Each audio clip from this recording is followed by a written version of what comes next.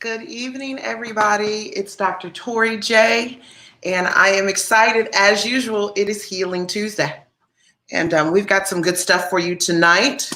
I can't wait to discuss this. How's everyone doing? That's always my check-in. I've always got to check in with you to see how you're doing. COVID is still a thing.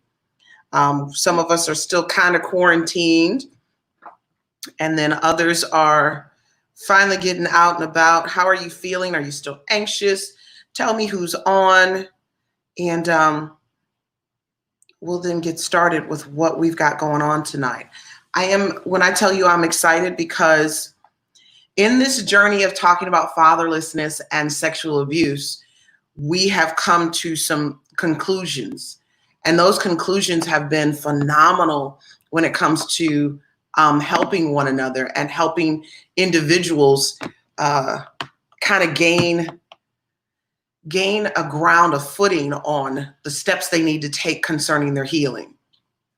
I want to start with some of the first stuff that we dealt with. And let me go here. If you are jumping in, share. I know that this is going to be a powerful conversation tonight, and I'm looking forward to that conversation. I'm still waiting on Miss Margo Thompson to get on, Mrs. Margo Thompson to get on, but we will talk until she can get there.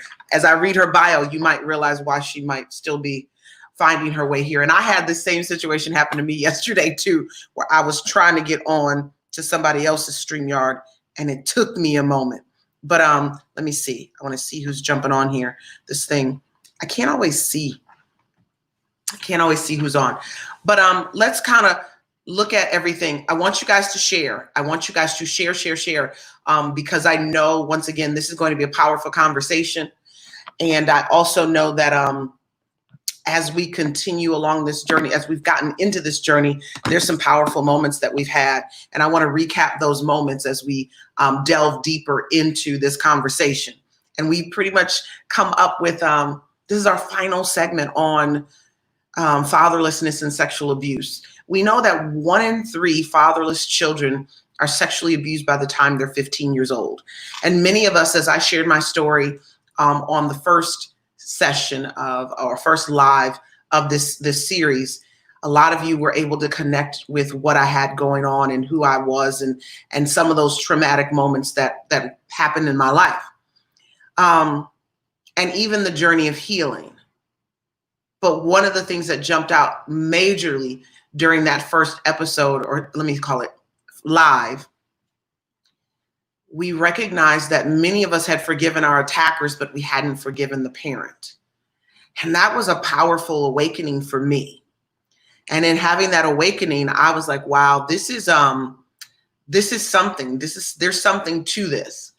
And then our second live in this series was, what God says about sexual abuse and his position. And we learned through scripture that he was a no holds bar kind of God concerning this situation. And he would obliterate cities based on them having sexual abused a female in that city. It would destroy families because of it. And that, I believe, gave us also an understanding that some of us who had been sexually abused in church, churches have done it wrong. Ministries have done it wrong. The Catholic Church has done it wrong. Hiding it and trying to sweep it under the rug does not benefit anyone but the accuser. And that was something that we really kind of was like, whoa. And in the third live, we had Matthew Volker on, our therapist, and he came on and really shared with us some of the things that we've already known, and he confirmed those, but he also gave us insight how we need to go about it. And we really came to this place of making sure we're surrounded by good people, not just regular everyday people, but from our therapist to our coach. We need both. To a good gynecologist, a good urologist for the men, a good practitioner, because we don't recognize that trauma does come out of our tissues. It does come out of our bodies. And that was one of the things that he really harped on, but also having everyday people who will tell you the truth, who are not going to be yes people in your journey, who are going to be people who hold you accountable to your own healing. having a good team around you. That's the thing that he talked about. And then we had, through that conversation, what we recognized was the little girl in us was the one that needed to be talked to. It was the little girl in us that needed this healing moment. It was the little boy in us that needed that moment. It wasn't about having our parents talk to who we are now. Because see, many of us were still trying to get to the place of forgiveness. And I know that forgiveness doesn't mean you forget. Forgiveness does not mean that you reconcile relationships. Forgiveness means you let go of carrying it, wanting vindication. That's the thing that God showed us when we looked it up in the Word. God vindicates this for us. And that was so powerful to get to that place. And then we had last week Sean Smashjet, who works with human sex trafficking. And as she was sharing the stories of how she rescued individuals out of human sex trafficking and some of the needs that they had, I've got a testimony for you guys.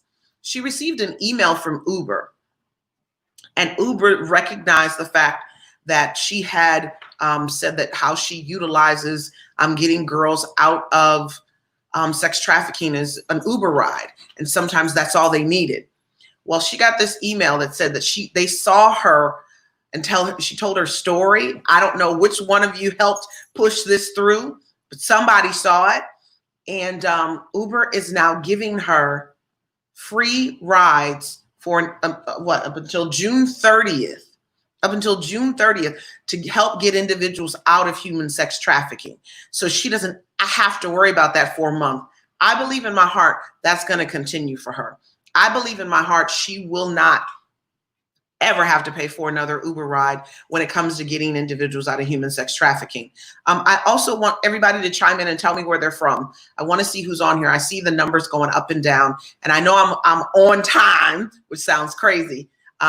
Pray for my computer, you guys. It has, we have some issues, and I'm on it tonight, and I pray that we don't get kicked off because StreamYard wouldn't let me get on a different way other than the computer. It won't connect to Wi-Fi all the time. Sometimes it just goes down. So I have prayed over it that it would not, but at the end of the day, we're going to keep going forward, right?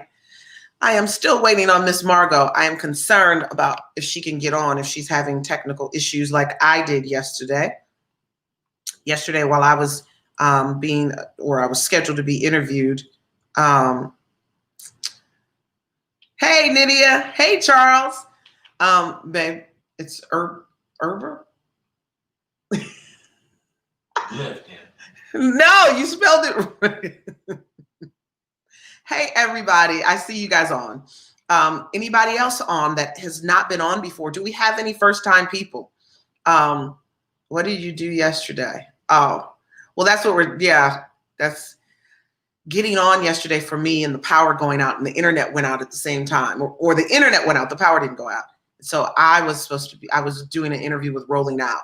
And when I tell you, I see Margo popping in. When I tell you, that was a powerful interview I was supposed to have. And I got a little frustrated along the way because I had to find all these different devices to try to log on. And it was a little bit of a journey, but we worked it out. I see Miss Margo on here. I want to introduce her here in a moment, but I want to tell you guys, the stuff that we've learned along the way has been beneficial to our healing. And as we have learned this stuff, now tonight, it's my goal, because our biggest issue was our parents didn't handle this right? They didn't do what we needed them to do and how we needed them to do it. So we're all still working through that part of the healing journey. But what if we can equip the next generation? Because God forbid it happens to someone else and their parents aren't equipped. I want to make sure they're equipped. And that was what was really poured out into my heart concerning the next generation. It's 1 in 3. I wish it wasn't, but it is. And so the way we work through this is we get proper information out to people, and we help people before this goes down. So I want to introduce Miss Margo Thompson. I see her here, and I'm going to introduce her. She has a master's of social work from the University of Windsor, and is currently teaching at Sheridan College in the social service program. So she's a professor. And after working in the child welfare sector for 13 years, Margo now runs a consulting business to support and empower individuals and families in life and relationships, as well as in business. She does strategic success planning and project management. And even on a personal note, she's a wife with 5 kids ranging from 5 to 20 years old, Lord Jesus, and along with a 9-week-old puppy. That was so cute when I read that. And she loves to travel and she loves real estate. So I want to introduce Margo Thompson to you guys tonight as we get going in this stream. Hey, Margo, look, we've been talking. How are you? Okay, wait, are you muted? Let me unmute your mic on your end. Because you should be, I can't hear you. Hold on, let me unmute it. Okay, speak for me. Let's try it again, go ahead. I can't hear you. Uh-oh. I can't hear her, see? It's not on my end that I know of. Let me see.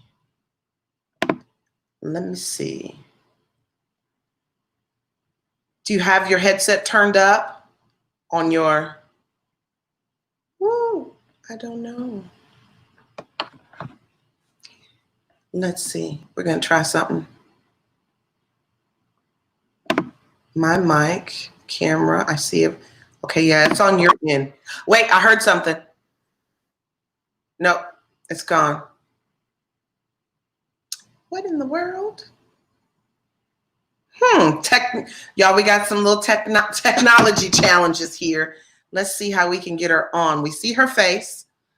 Her mic isn't muted on my end. Can you guys still hear me? Can everyone still hear me? Gotcha. Yeah, I can still hear me on his end. Let's see. Margo, do me a favor. Can you reboot your system and click the link again, and we'll get you back in here. Sometimes a good reboot is all we need. So we're going to get her back in here. That's how I know this information is powerful. That's how I know this information is needed. Because you always have little hiccups like that try to stop the show. But how many of you know that ain't gonna stop this show? We're gonna reboot and she's gonna come back on. And I'm gonna believe in my heart that she will not be muted still. She's not muted on my end. So we're gonna give it just a few more minutes and see how we get things going. But Margo is going to help us recognize the signs as parents. She's gonna help us understand how do we, as even parents, because I would be a parent, right? How do we deal with it when our children come to us and tell us that they've been sexually abused? We don't want to take the same route that our parents took, that we have an issue with, right? We want to know how to handle this thing. I also have a pamphlet that she gave me that I will upload to Facebook once we're done. We're gonna get her back on here. We got to get her back on here because I think this is imperative. I think it's important in ways that can change a generation. As much as we want to change the fact that people are being sexually molested and traumatized by dysfunctional people, broken people, just sick people, we also need to give kids a way to win. I want to set families up for success if this happens to them. That's what I want to do. Uh-oh, people are jumping off. Why are y'all jumping off? Am I off? No.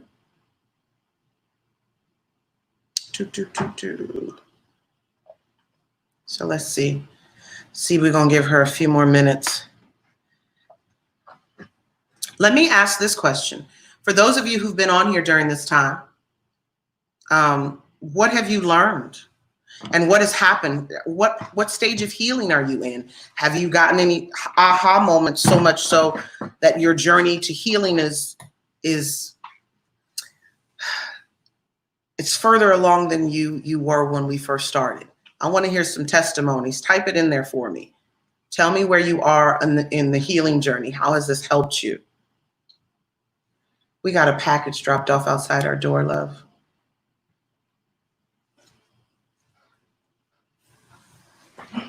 Tell me I want to hear who, I know you guys have been a part of this. Many of you have been on here most of the time that I can see. And so tell me where you are. Even if you're a parent, where are you that you would, you're looking at it going, you know what? If this ever happened to my children, I think I am equipped. What is it? Oh, she bought one and gave me one. My neighbor texted me while we were in here, and then she, well, it's perfect timing. Nobody? Oh, you guys can't tell me that. Then did we get anything done that we wanted to get done? Y'all got to help me out. Or y'all just being quiet tonight? That is rare form that you guys are this quiet. It's rare.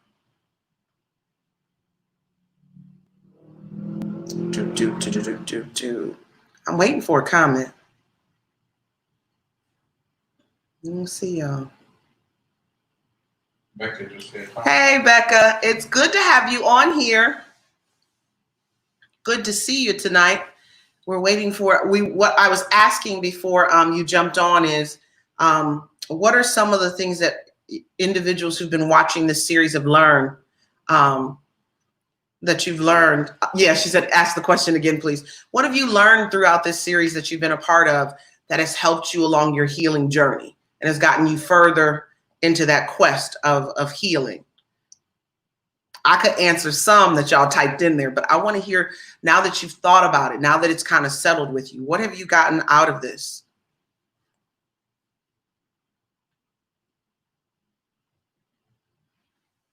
Nidhi said, she said, I'm back. I had to walk away. Nidhi, I'm going to tell you, you're a beast. I want to do all of that. I got to rehabilitate this knee, but I think the way you rehabilitate it is you do the work, right? You do the workout. Because I have definitely fallen and I've slacked off during COVID. I'm asking.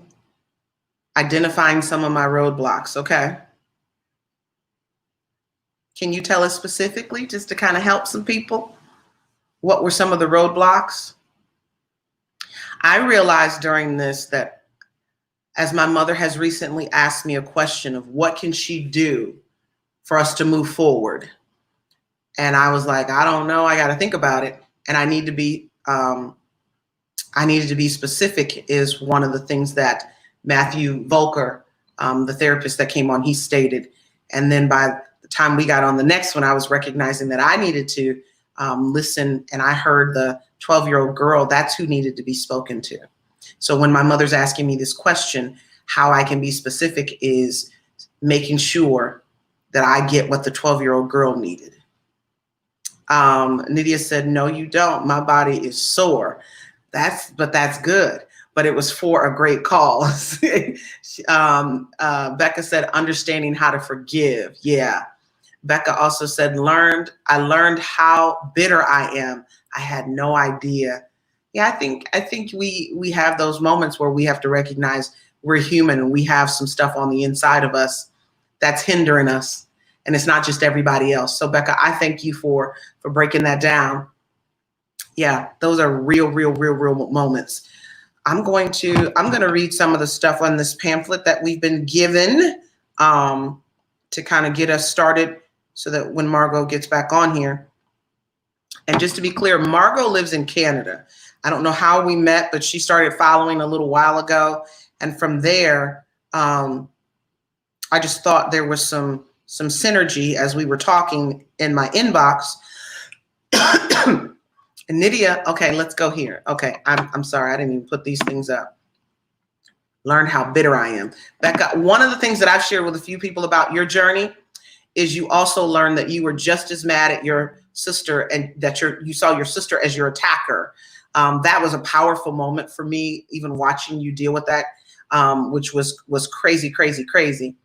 And then the other one, Nydia said, I realized I have kept my distance from my mother. I have forgiven her, but I just am not as engaged with her as I'd like to be. I realized I doubt myself too much because I was told that my truth was not reality, and it makes me question myself to this day.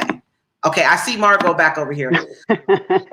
Yeah. I, I'm on my cell phone because my laptop, I don't know, it's just clearly hating on me right now. So that's okay. On mine as we're sitting here, so it is totally fine. But All right. let me give this introduction. I'm gonna give this quick introduction again because Okay. gotten on here. Let me go here. Margo has a master's in social work, you guys. She is a professor at Sheridan College, where she teaches in the social service program. She's actually worked in the social service, child welfare sector for 13 years. And she does consulting now. And I'm gonna skip to the most amazing part for me. She's a wife. She has 5 kids from 5 to 20 years old. Yeah. Puppy. And she likes to travel, and she does real estate. I know that's the thing that I saw on your Facebook page. So, Margo, thank you for the communication we've had, and thank you for jumping on here. Oh, she's gone again. No, the technology tonight, y'all. We're gonna get this straight. She jumped off again. We're gonna get it straight. But Margo is going to. She's going to. Now that we got her voice on here, we're gonna get this right. I don't know what happened to her. Lord Jesus. Becca also said, we're going to keep the show going. We're going to keep it going. Oh, and I realized why I've struggled with my identity. I had no loving mom or dad. Of course I've struggled. I was able to forgive myself for thinking something was wrong with me. Message. So powerful, Becca. Here we go. I'm sorry. I feel like I must have something important to say why I keep getting kicked off of this. That's what I told them earlier. What you're going to say is going to change lives and generations. Oh my gosh. I've never had so much difficulty connecting. Yeah. So be clear. I said that to them earlier. Okay. Rolling Out magazine yesterday. The internet went out at the time I started speaking. Like I'm wow. And she's introducing me, and it's time for me to speak. The internet goes out. Then we check Xfinity. We're like, do we pay the bill? Of course. Outage in our area. Oh my goodness. So hopefully it'll stay on now. I got on my hotspot and we got the interview done, but it wasn't what we all wanted. It was a struggle. It happened. So you have something important to say. Okay. I'm going in this because the pamphlet that you even sent me is something I'm going to put on the social media page. I believe it's powerful. I believe it gives a lot of information. I will even kind of quote some of it says this is one of 10 booklets, right? So it's sexual abuse counseling, sexual abuse, what happens when you tell, when girls have been sexually abused, when boys have been sexually abused, age girls have been sexually abused. It goes through all this. When males have been sexually abused as children, when children act out sexually, like it was all these moments, simple sexual abuse that's in here. And then the one that I think is so profound is when your partner was sexually abused as a child. Gentleman come on, and he wanted to know how to help his partner. Yeah, I do remember that. Yeah, and my husband was able to give him some insight, like just be when that time is necessary. And let's go into this. I want to ask you, because I know we've got limited time. What are some of the things that you've come across in your journey of working in child welfare for 13 years that, kind of look at this and say, I think I can jump in and have this conversation with you? What have you seen in child sexual abuse? Well, it's definitely not part of the child welfare sector. I mean, all of it is, for lack of better words, bad. Like seeing it, being a part of it, working with it, it's just nothing that you really want to be a part of unless you have that drive to help, I guess, right? Because it's devastating when you see kids that have gone through so many different things, but specifically dealing with sexual abuse. To me, I would say it's the hardest, right? I mean, I don't know if I'd say I was fortunate enough, but I haven't dealt with as many sexual abuse as, say, physical abuse. Right. But the ones that I have dealt with that is sexual abuse have been traumatic, to say the least, in the sense that you want to help, you want to make it better. And the fact of the matter is that this incident has happened.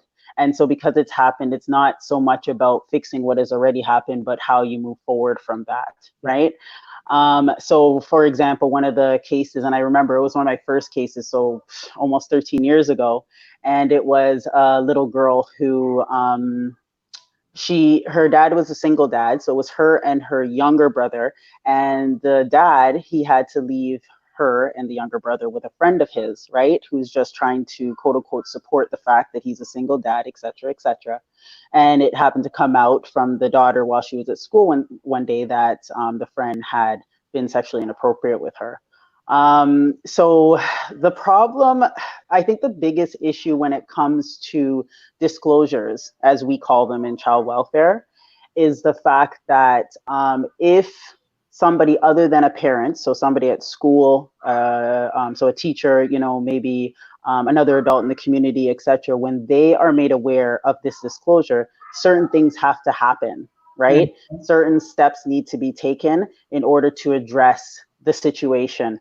So what gets complicated when it comes to sexual abuse, children under the age of 16, is that chances are police will have to get involved, child welfare will have to get involved, and automatically that ends up playing a part in how a parent will react as well, right? Especially, I mean, if they are dealing with their own trauma, it might bring back bad memories. If they are a part of a community who doesn't quite have a good, you know, relationship with, say, police or, say, child welfare, then that's not going to be the first people that come to mind to support them through this time. So it's very hard. It's very complicated when it comes to how to say a parent is supposed to respond. I did write down some, you know, key tips. It's never going to be perfect because it's a hard situation, right? But there are definitely some key tips that I can share and kind of go from there in terms of talking a little bit more about how to support your child or a child that you know that's been going through this. Well, I think you hit on some really interesting points. Yes. You know that nothing's going to be perfect, but it's better than what some of the parents did, right? For sure. That's what we're looking for. We're looking for that. You even said on if the mother or the parent had their own trauma from sexual abuse, it's challenging for them because it's probably going to take them back to that moment. Of course. On a second one where you said, if we're dealing with a culture, a group of people who they don't have a good time dealing with the police, that's the first place they call. I didn't think about that until you said it. But that's real fact. It's fact. If police, like we're watching things that are happening daily now, we don't have a good record with police. That's not who we're going to call. Yeah. So if we call the police, who are we calling? More than nobody, right? Exactly. We're not going to call child welfare because we know that they're going to take our kids. We're not calling police, right? That's the assumption. That's the impression. That's the myth. That's what everyone feels. Like the minute you call child welfare, you're putting your children at risk in that way. Of course. So that's who I'm going to call. So who do I call? No one. I'm paralyzed. I'm frozen. And then I'm also frozen from my own trauma. Like exactly. Is an eye opener in itself for me. Like you don't think about that. So let's go here really quickly. What are some of the signs that a parent can look for that they're maybe being sexually assaulted or sexually abused? And so what I usually tell parents, or like I've done presentations in the community and with professionals to kind of speak to this point. And the thing about sexual abuse is that it is a little bit harder to identify in the sense that it can come off as different behaviors, right? Behavioral issues, or it could come across as like it wouldn't necessarily be sexual abuse, like that child's being sexually abused. Normally you might see withdrawal. You might see the child wanting to isolate. You might see the child trying to get control in other aspects. So overeating. They might be getting into trouble at school, stealing, maybe displaying sexualized behavior. So maybe they have a younger sibling, or maybe even people that they play with in the neighborhood, and you're hearing stuff like this child is grabbing at another child's bum or their breasts or whatever the case may be. So that type of sexualized behavior.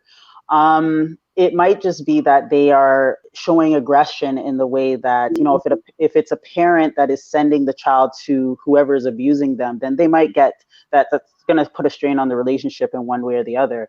Yep. And especially if it's not interpreted the right way. I mean, the parent is frustrated saying, you know, what's going on, or what's your problem? Why are you being difficult? Just go to Auntie so-and-so. And the child is like, well, I don't like them.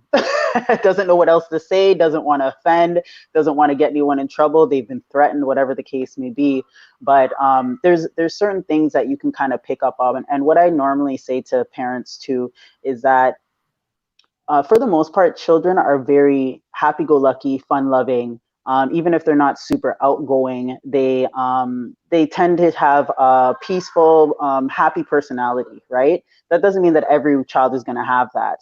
What that means, though, is that when you see signs of other things, so like aggression, that kind of depressive state, even certain things that they like to, or I shouldn't say they like to, which can be classified as ADHD, those type of behaviors. There's certain things that you can see or kind of pick up on your child to say, hold on, what is different? Why this child is acting like this? You know, maybe they've started a new sport. Maybe they're going to see, an uncle more often, or maybe they've, they just came back from spending the weekend at auntie's house. Whatever the case may be, it's to pick up on what's different in my child type thing, and not to make it into something it isn't, but just to be aware. You could say, what's the matter? And they're just like, it's nothing. And they walk off, slam the door, whatever the case may be. But then if you kind of pay attention, is this a teenage thing? Is it a, pre-adolescent thing? Is it, what is going on? And then kind of try and piece things together. The hope is that eventually the child will feel comfortable enough to come and say something. And then it's not like they felt either forced or pressured, and then in essence, maybe violated again to share what it is that's going on with them. You know what, I'm loving this. I'm loving it because these are the things, and I see my husband tagged all of his fraternity brothers. Because it's just not something mothers need to recognize. Fathers need to recognize it as well. And all of brothers actually are married and live in the home with their children. Yeah, and their sons. So you don't want to assume that because you're married, it's not going to happen to your kids. You don't want to like, everyone's working, everyone has to have daycare and babysitters and this and that. And so you're exposing your children to individuals who you don't think are this way, but could be. And I'm going to say it because, it's this, as parents, it's not only about being aware, but it's also being connected to your children. Right. I was connected to my mother when this happened. We were very tight. I told you guys, we dressed alike at this point. Yeah. And it gave me the courage to tell. Yes. If you don't have and if you wait so long and you don't tell, and you got all these moments, that's what's like, I'm sorry, the dog was coughing over here. We're like, what's wrong with you? Very important to us. But that moment for me, when you are close to your children and they tell you, I know my mother must have had something happen to her, but I definitely can recognize that maybe, just maybe, it was inciting her trauma as well. Inciting her trauma. She didn't follow through in the way that I thought. But I think you hit on some stuff. Like, who do I tell? I think you had some reasons as to why my mother didn't follow through, but it wasn't the lack of connection. But I think connection is key to getting to tell as quickly as possible. Not after years of this happening. I know some of the ladies, they've gone on for years without telling. And that's what is so unbelievable, I think, at times. But I also think, Margo, parents have an instinct. For years.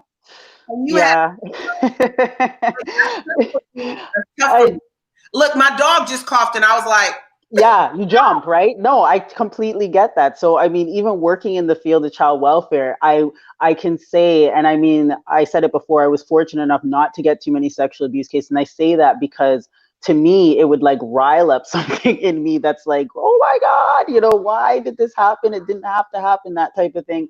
And it's not because there's anyone actually to blame per se, because, and this is one of the points that I wanted to make, that it's, I don't think a parent will ever quite digest this, but the point is this.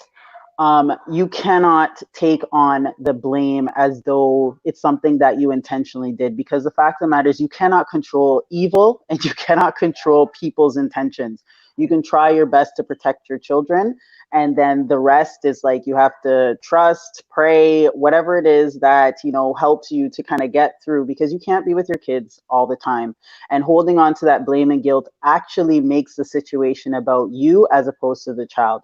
And so the child then sees like, hold on a second, you're getting all emotional, and I get that this is upsetting to you too, but I need you to be strong and coherent and rational and logical, so we can get through this together. It doesn't mean that as a parent, you might not want to break down later. You might not, you know, be angry with yourself, but your child, it's not for them to deal with. And so that process, like, that has to be processed at a different time. It really is about your child and how they're feeling, their emotions, and all of that stuff.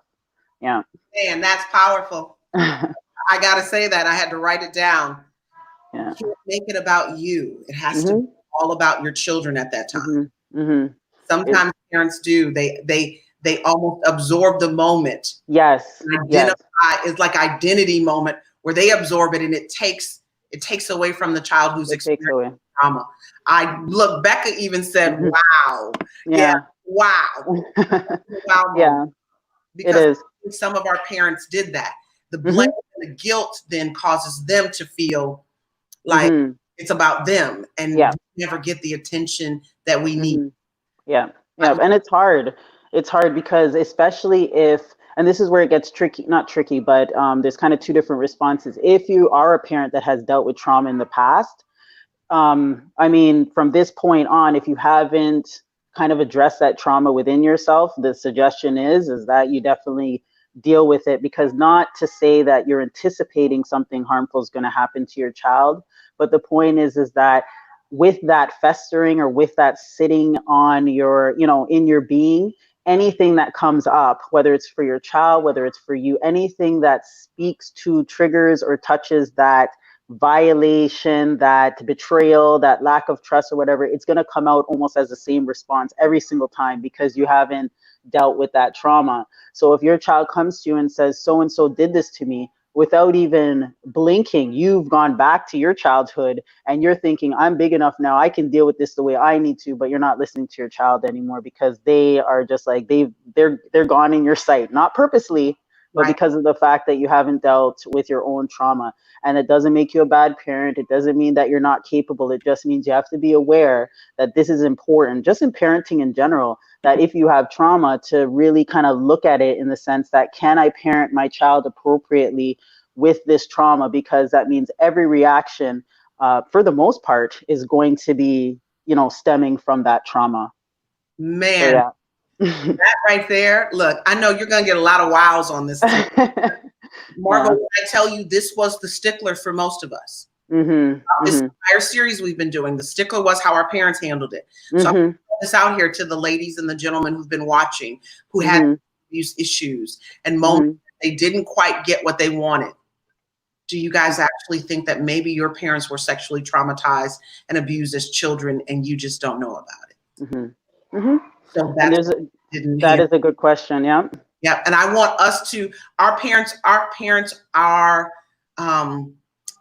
we have to find a place of compassion for our parents and make them human, right? Yeah. Yeah. The side of this is, my mother is a woman who had experiences before she became my mother as a woman and as a child. We showed her how to parent.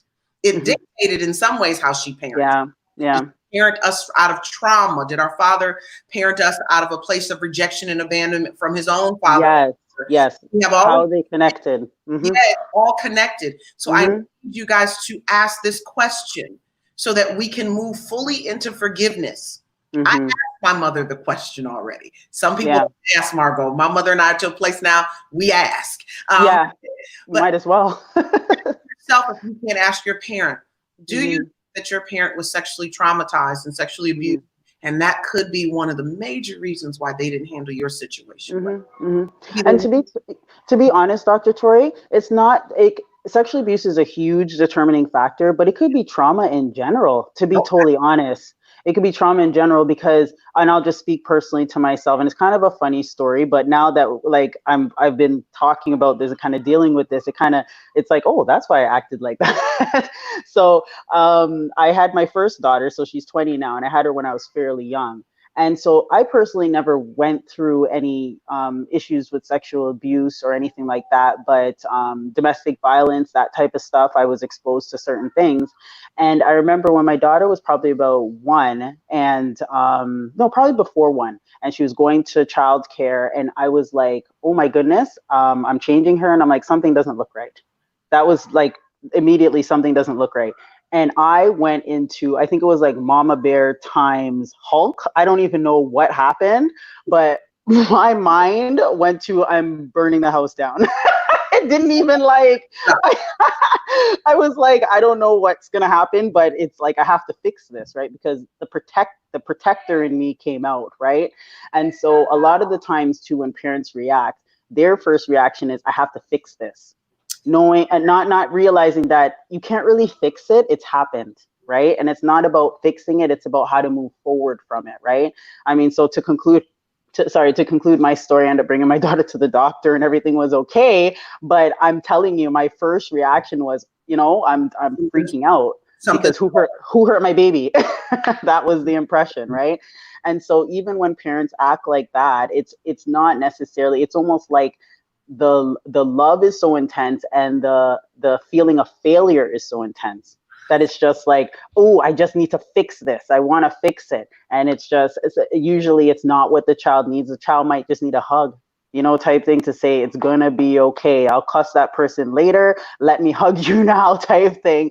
So it's just, it really is the fact that it's one of those situations, it blows you out of the water, basically. Yeah. There's no other way to describe it. And I'd mentioned to you in my message to you that I equate this type of trauma. I like to speak to it from the 7 stages of grief. Yeah. Because if a person kind of studies the 7 stages of grief, they might be able to find themselves in whatever stage they're in according to their journey, right? And so, I mean, if you're somebody who's experienced trauma before and you haven't quite, forgiven or gotten past it, then you might be in that denial stage, or you might be in that, trying to reconcile it in your. Mm-hmm. Let's go into that. I don't want to cut you off, but let's go into those. I want to show a couple of things before we get into that, because I think that's a great segue into some other. The last thing we're gonna talk about is how to handle this, right? Okay. Then being who he is, he actually put the sex national abuse hotline up. People, that's the number. We're gonna pin that. Thank you. I appreciate that, love. Becca said, "That's my mother, 1,000%." He even said, "I know my mother was," meaning sexually abused. That's why I'm more compassionate about her reaction at this time. Yeah. And Becca also said, "I know my mother was too." Now we got Sarah on here, and she said, "Y'all going to make me cry." Sarah, I don't want to make you cry. We know that hopefully these will be eventually tears of joy. That's why we're healing. So do us a favor, Margo, go through these 7 stages of grief. Okay. So he might be. Yes. Okay. So the reason why I connected the 7 stages of grief is because technically, and let's go back to a child being sexually abused, right? So when we speak of grief, we normally equate it to death, right? And so we don't normally think about it as it pertains to trauma, but such as sexual abuse. But when you think about it, when a child has been sexually abused, it's it's a death. It's a death to their childhood. It's a death to their innocence. It's a death to trust, how they interpret love, all of these different things. And so when a child is experiencing this, and then I guess indirectly the parent is experiencing it as well, then you kind of naturally have to understand that you and your child and whoever is directly involved, I guess, are going to go through these 7 stages of guilt. And so you can look them up online or whatever the case may be, but the 7 stages, first one being shock and denial. So if you have this, if you're a child and you want to share this with your parents or whoever, first of all, parents are probably going to act in shock. The child is probably shocked or maybe in denial that this has happened to them. So that's the first stage. The second stage, pain or guilt, like trying to kind of reconcile the fact that, okay, this happened, but at the same time, it's like, where does my guilt lie? Where am I responsible? Who can I, not necessarily place blame, but I guess in a sense, like, where is this? How did I get myself into this? Where is this pain coming from? And then you get to the next stage, anger and bargaining. So again, it's kind of a play off of the pain and guilt. You're just despondent, angry. The child is angry that this happened. The parent is angry that this has happened. And they're trying to, again, reconcile, resolve the issues in their head as to how did this happen? Could I have done something differently? Is this my fault? All that type of stuff. And then next stage, there's the depression and the reflection and loneliness. So this is usually a quiet period in the grieving stage, in the sense that the child might, want to lock away, might want to be isolated, might want to, just not want to talk about it at all, almost act like it didn't even happen. The parent also might go through this stage because it might be easier for them to kind of put, just put it at bay. Like, that situation is over there. Let's just move forward. So that's number 4. And then number 5, they call it the upward turn, or kind of the change in thought process. So whereas it started off kind of negative, unsure, the upward turn is kind of that different thought process, in the sense that, yes, it did happen, but how can I see this in a positive way? How can I move forward? Can I move forward? What is moving forward going to look like, etc.? And then that goes straight into the 6th stage, which is the reconstructing, the working through what has happened. Because again, when it comes to trauma, it's not so much that you can fix it or change it, but it's how you process it, how you move forward with this traumatic situation, a part of your being, right? Because it is who you are. It does, in one way or the other, define you. But how are you going to allow it to define you? Because you can't change it, but you can move forward. And then stage 7, which Dr. Torri is helping you guys with right now in terms of acceptance, and there's hope for the future and the healing part of it, to say that, okay, I've gone through these different stages. And again, as it is the same for if somebody dies, these stages of grief, they don't go fluidly or concurrently. Sometimes they jump forward. You might be happy one day thinking, okay, I can do this, then angry the next day. The point is that you eventually want to get to the point that you have accepted that, unfortunately, this situation has happened. But the point is that, how are you going to move forward? Where do you see the hope? How can you, for lack of better words, reconstruct your life, the story that has become, unfortunately, part of your story? How can you move past that part? And so as I kind of just went through really quickly the stages of grief, if you're able to find yourself in those stages, then it can be helpful with the healing process, in terms of how far or how much more do I have to go? What do I need to work on? Am I still in the angry stage? Have I been dealing with depression? And then you can work towards like getting help about it. Yeah. So perfect segue. Because when you were listing those, right? Mm-hmm. 7 stages, mm-hmm. That we have to cycle through at some point. Mm-hmm. I heard you mention a couple of times, maybe the parent and the child are angry. Maybe the parent and the child have guilt. Maybe the parent and the child are shocked. Yeah. Should parents go to counseling when their child has been sexually abused? Most definitely. Especially if the child is going. And the reason why I say this, for a number of different reasons. First of all, the child is having to go through these things. So, for example, counseling for something that is not even their fault. So it's not a punishment, and it's supposed to help them, but it still kind of singles them out, for lack of better words. So if the parent is supporting them in a way, they don't have to go to every single session, but maybe 1 or 2, just to say, you know what, I need to know how to help you through this. I want to work together with you on this. We're learning this together, to be totally honest, right? I don't have this all together. So by me going to counseling and, either joining you or going to separate counseling, we're learning together on how to move forward from this. So, yeah. That's powerful. Mm-hmm. Because for me, there's no question whether or not children should go to therapy about this. Mm-hmm. Mm-hmm. Mm-hmm. That's why I added the parent, because recognizing the challenges that are there, that's one of the ways you handle it. You go into therapy with them, and even outside of them, you get your own therapy that doesn't even include the child. How I want you to give these tips. And we're at the time now. We're coming up to this time. How does a parent handle this, Margo? How does a parent, like, let's just put it out on the table. Put it out on the table? Okay. Yeah, and we've dealt with some really great things. Yes, yes. Let's just put it out there. How I come to you when I'm your child and I say, Mom. Yep. I think more than anything when it comes to that initial reaction. Okay, so I'm like one of those people, and you kind of mentioned that strategic planning thing, and it's not because you plan for bad things to happen to your children, but it's kind of like you have children, so bad things may happen. So it's kind of like you want to not practice, but put your mind there to a certain extent. If my child came to me and told me some shocking news, how would I react, right? So that's the first thing in terms of understanding that when you have children, you know what, unfortunately, you're not there at all times. So you want to prepare yourself as a parent on how to deal with those uncomfortable conversations. That's first of all. Secondly, and this is my point to pretty much any parent, is, and it's actually firstly, but I just wanted to throw that in first. Firstly, you should always believe your child.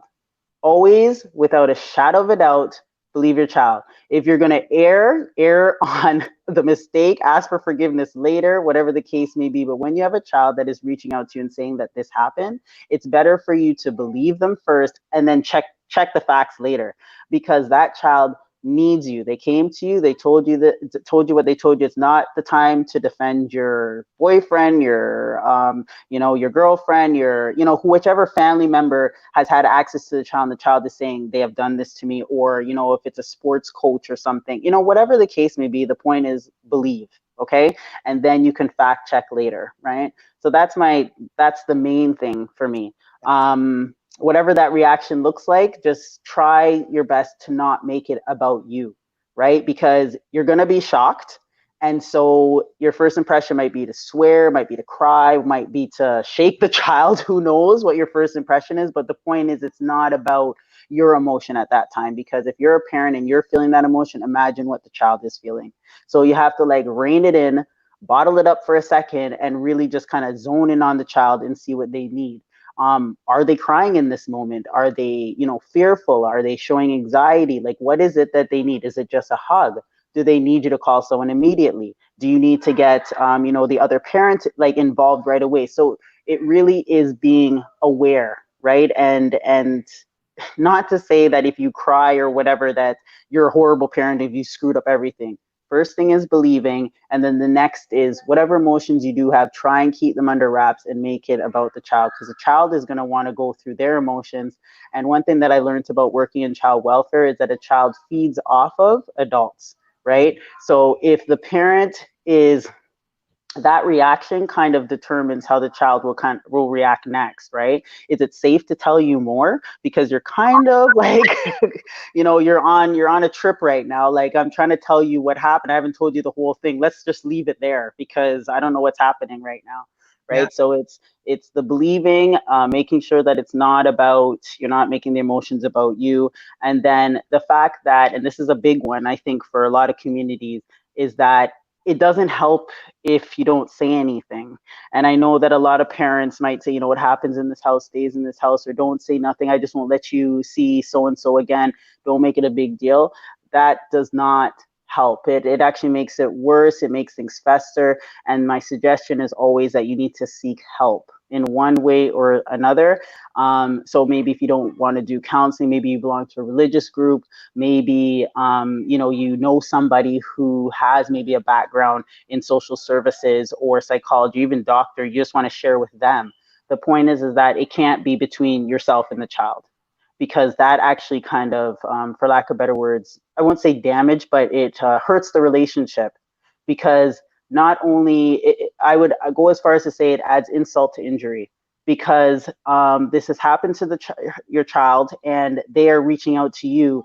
And if you're more concerned about the shame, the embarrassment, or the backlash, then your child's going to understand that their emotions aren't even worth the trouble, because it's not necessarily going to be a clean cut or pleasant process. But the point is that as a parent, you need to show that you have your child's back no matter what they want or are reaching out for.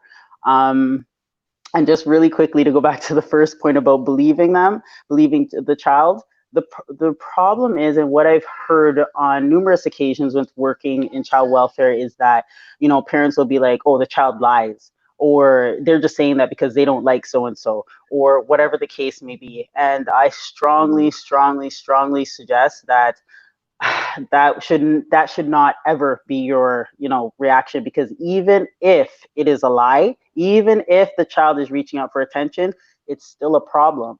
So that means that you still have to address the issue, that it's not just this child is making it up for the fun of it. Like, no, there's something going on. It might not be sexual abuse, but there's something going on. So you just, as a parent, you want to really zone in on what your child is saying. When I tell you, look, Becca's over here, she's like screaming. Oh, She said, thank you. okay, good. Period. That's when she put that in there. And then Becca also put on here, man, that's so spot on. Okay. When I tell you, you have hit everything that I needed you to hit, that I knew in my spirit, that this was like the finality of a triggering. It's definitely a triggering conversation, but there's tremendous healing if we hit all the points properly. Yes, I truly believe that. At the end of this thing has been like, this is, my spirit is dancing over here. That's good. That's good. Everyone needed. This is what I needed to recognize. Even some of the places, like, okay, my mother wants to know, what can we do? Okay, I tell you, realize this was the thing that broke our relationship through this process. It wasn't anything. It was this, and this has been the stickler. When I had to type in there, I asked us one week to type in how long had we been dealing with this, and I had to type in 34 years. That's 3 decades, Margo. Yes, very long time. And I can tell you that most of it I've forgiven, but there's this one little part, this one little piece that I'm holding on to. That one little piece majority of this time. Yeah. And it's hard. Yeah. Time to be holding on. Yes, Sarah put very triggering. Sarah, fatherless and all of the talks that we have on Healing Tuesdays, we recognize that it's triggering. That's why I'm a coach. I'm going to bring therapists on. I'm going to bring everyone on to give you what you need. So when you get off of here, you are not balled up somewhere. Right? That's not what we want. My husband, as my producer, because he is truly my producer, he even put on here for sexual abuse number. Excellent. Yeah. So there's not even a money thing that should stop you. Reaching out for help. Yeah, reaching out for help is the key. And we are this is why I do this. I do this because I want to connect people to the dots of their own pain. Sometimes we're moving at a speed of light and we don't even recognize what's happening. We don't recognize where our lives are stuck. One of the things that Becca talked about was being stuck. That wasn't the word, but it was what's hindering her, what's keeping her from moving forward. I can help you with that and then lead you to a therapist or someone to navigate that with you and then coach you up while you're getting that help. We have a better society. Exactly. Now, community. Because I wanted to ask you your why, but shared it to some degree in your conversation. And that's people who help don't just want to help. They want to help because they want to help someone not deal with what they dealt with growing up. I think this is Sarah's first night. Sarah said, my mind is racing. My childhood and my mom, who now has passed. Right? And because that's hard.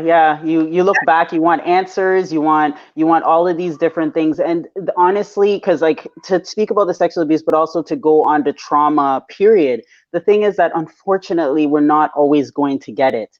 And we talk about post-traumatic stress disorder when it comes to veterans and army and that type of stuff. But the thing is that a lot of us are dealing with it. Where a lot of us are dealing with post-traumatic stress, and it will make us act and behave in ways that we don't even understand until we actually look and confront whatever the trauma is and really just grab hold of it and say, how are you controlling my life still? What is going on? And I need to let this just go, because it's either I'm going to let it control my life still, or I'm going to realize it's back there and I have the control now to move forward. And even with Sarah's mind racing, Sarah, what I want to suggest to you is while your mind is racing, get a journal and start. Yes, I was going to say that. Yes, that's perfect. Healing comes out of journaling. Trust me when I say that. What you're just write it all down. To do is dump all of that on a piece of paper. yep, your mother isn't here anymore, but you know what? You can still get the healing that you need. Yeah. Yes. You don't have to Just have write it all down. Yeah, you got what your mind is all of that. Just write it down and do not edit it. Just write. Just let your pen write anything that's in your head right now. Think about it like word vomit. Just let it just onto the page. After, just get it right out, because like it's how you get to the depth of it. Sometimes it's scary and it's hard to deal with because it feels so yuck and it feels so gross. But trust me when I say, and Dr. Torri is telling you exactly it. Start writing. Start finding a way to, for lack of better, regurgitate all of the nastiness, all of the stories, all of the lies, all of the things that are keeping you stuck. It's keeping you stuck because it happened. You didn't have control back then and it happened, but after the moment stopped, you had control and you have control, and it's really just a matter of holding on to it in the right way and moving forward, because you're no longer in that situation, whether it's 5 years ago, 10 years ago, a few months ago. So really what it is now is, how can I regain the control? Not as a power issue, but just for your own health, your own future. How can I regain control of this and move forward? And I tell you, yeah, she summed that up, you guys. She did. I really enjoyed this. Thank you for having me, Dr. Torri. Thank you for being on here. I want to put this last thing up that Nydia has said, because I know you got to go back to your family. Nydia, I know we are all at different stages of healing. I have to say, FB Lives make me realize how far I've come in my healing from the sexual abuse in my childhood.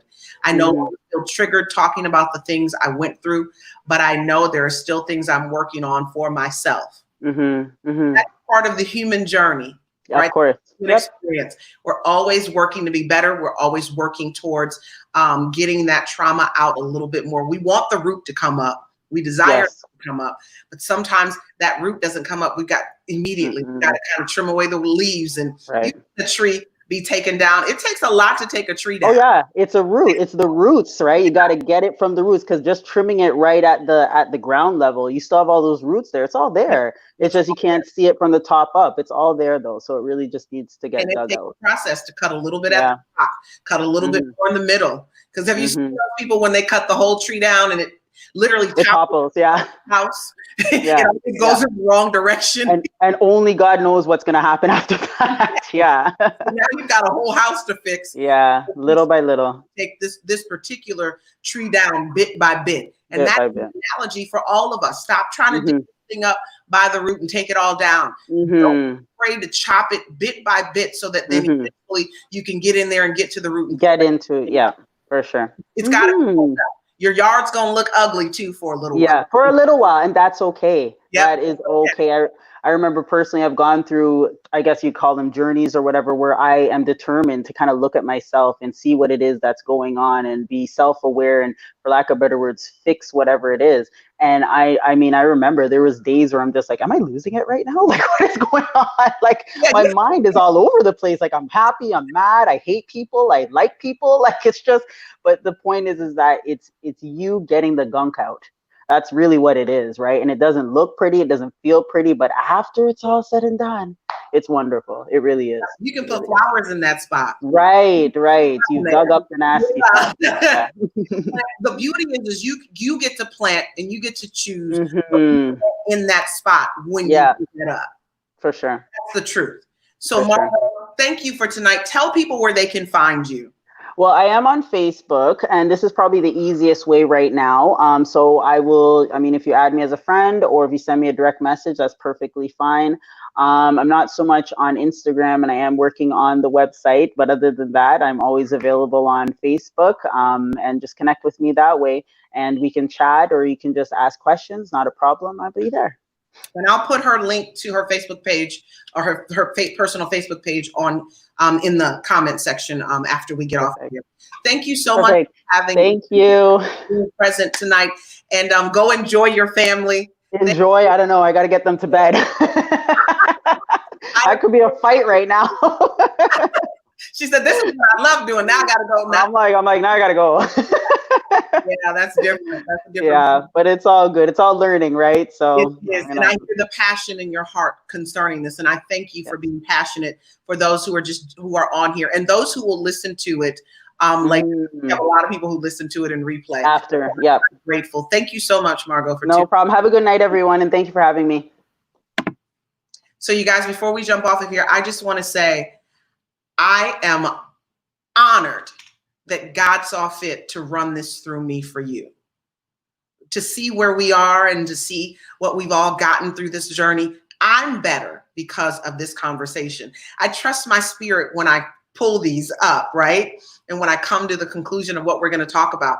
But I can tell you that I had no idea how much I was going to learn and how much would be poured out into you through this journey. I even brought special guests on. Normally you guys just hear me. So this has been powerful for me. I hope it's been the same for you. Share this with your friends. I know whether they've been sexually abused or not, this will impact them. This will be great for them to hear so that, because they're parents, right? If they're parents, they're single dad, they're married, they're single moms, whatever it is, please share. Share, share, share. And for those who have watched in replay, I'm grateful. And I do want to continue to celebrate all of you as you've gone through this journey of healing with me. I think you guys, we've been on here with Healing Tuesday, what, 10 months now? Something crazy. And I am just, it was an idea. And now from that idea, I get to hear the testimonies that you guys have. And I get to have awesome people on like Margo Thompson, who I met in my inbox on Facebook. And so I am grateful, grateful, grateful, grateful to just be able to be your coach. So we're going to end tonight. And my producer, thank you. Let me say that live on Facebook. Thank you so much for my producer who was coming up with all the numbers for you guys. And let me just end by saying I'm Dr. Torri J. I'm the founder and CEO of this amazing foundation called the Fatherless Generation Foundation, where I get to reunite fatherless children with their dads, but I also get to help fatherless children heal from their childhood journeys. All right, I will see you guys next time. Can't wait for next Tuesday. I'm not going to tell you what I'm going to do next week, but we're going to get ready with a new series. Nydia said, now